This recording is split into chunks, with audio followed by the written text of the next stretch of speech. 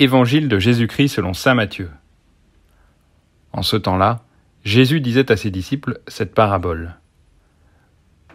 Le royaume des cieux sera comparable à 10 jeunes filles invitées à des noces qui prirent leurs lampes pour sortir à la rencontre de l'époux. 5 d'entre elles étaient insouciantes et 5 étaient prévoyantes.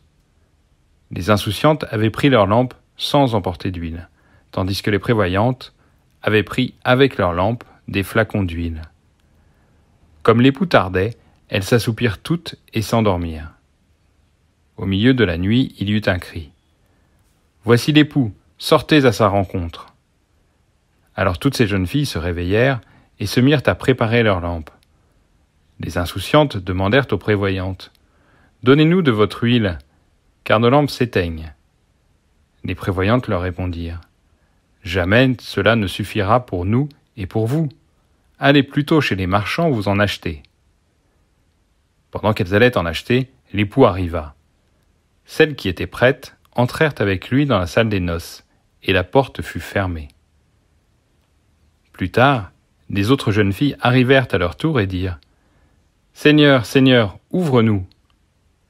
Il leur répondit « Amen, je vous le dis, je ne vous connais pas. Veillez donc, car vous ne savez ni le jour ni l'heure. »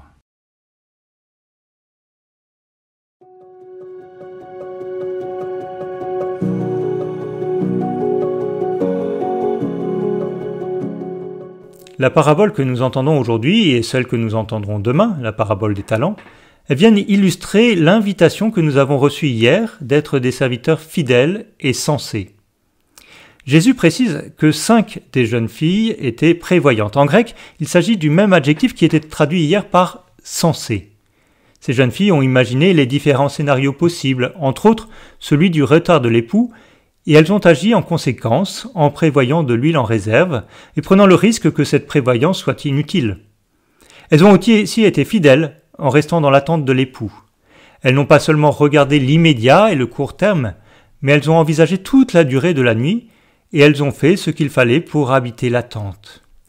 Nous sommes dans ce temps de l'attente, mais nous ne sommes que rarement vigilants à habiter cette attente comme telle. Soit nous ne nous préoccupons que du moment présent, soit nous cherchons à maîtriser l'avenir.